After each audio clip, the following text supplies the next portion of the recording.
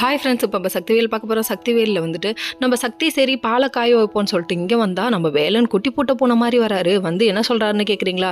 என் சுவாச காற்று எமனிடம் சென்றாலும் முன் சுவாச காற்று அதை மீட்டு எடுக்கும். டே அப்பா கிரிஞ்சு பண்ணுறீங்களேடா அப்பா சாமி அப்படிங்கிற மாதிரி இருக்குங்க. இவங்க அலும்புக்கு ஒரு அளவே இல்லையா? இது கிச்சன்டா சாமியா விட்ருங்கடா அப்படிங்கிற மாதிரி இருக்குது. அதுக்கப்புறம் வந்து திடீர்னு ஒரு சத்தம் என்னன்னு பார்க்குறீங்களா? ஒழுங்கா அழுத்த கூட தெம்பு இல்லைன்னு சொல்லிட்டு திட்டுறாரு. யாரை திட்டுறாருன்னு பார்த்தா நம்ம ஊசி பட்டாசுங்க. ஒன்னாலாம் இப்படி வச்சிருக்கும் போதே நீ என்ன படுத்துற நம்ம சக்தியை நல்லா வச்சிருந்தாலும் அவ்வளோதான் அப்படிங்கிற மாதிரி இருக்குது. இருந்தாலும் போட்டு இப்படி கொடுமைப்படுத்துறது பிடிக்கல. அதனால அம்மாவுக்கு படுற கஷ்டத்தை தாங்க முடியாமல் புள்ள நான் அழுத்துறேன் நீ போய் படுமான்னு சொல்லிட்டு இவரு உட்காந்து அழுத்த நம்ம சக்தி இருக்காங்களே அவங்க பாலக்காய வச்சு எடுத்துகிட்டு வர நான் போகிறேன் நீவான்னு சொல்லிட்டாங்க. டே சிக்கல் சிவபதி நீ தாண்டா கரடி மூஞ்சி வாயன், இப்படி சிவபூஜையில் நுழையிற கரடியாக இருப்பேன்னு எதிர்கூட பார்க்கலாடா சாமி அப்படிங்கிற மாதிரி இருக்குது. பெத்த அப்பனே இப்படி பண்ணலாமா அப்படிங்கிற மாதிரி இவ்வளோ நேரம் இம்சை நம்பர் 1 பார்த்தோம். இதுக்கப்புறம் இம்சை நம்பர் 2 பார்ப்போமா? யாரை சொல்கிறேன்னு பார்க்குறீங்கன்னா நம்ம மீனால் தாங்க. குட்டி பிசாசுனா பிசாசு பெரிய பிசாசாக இருக்குங்க. அது அப்படி எண்ணெய்லாம் கொடுக்குறாங்க, கஷாயம்லாம் கொடுக்குறாங்க. குழந்தைக்கு நல்லதுமா குடின்னு சொல்லும் போது குற்றம் வந்துச்சு. ஒன்று கொல்லவே இல்லையாமா, உண்மையை சொல்லேம்மா, இப்போ தான் டைவர்ஸ் இல்லைன்னு தெரிஞ்சு போச்சு. உண்மையை சொன்னால் என்ன அதை சொல்ல மாட்டேங்குதுங்க.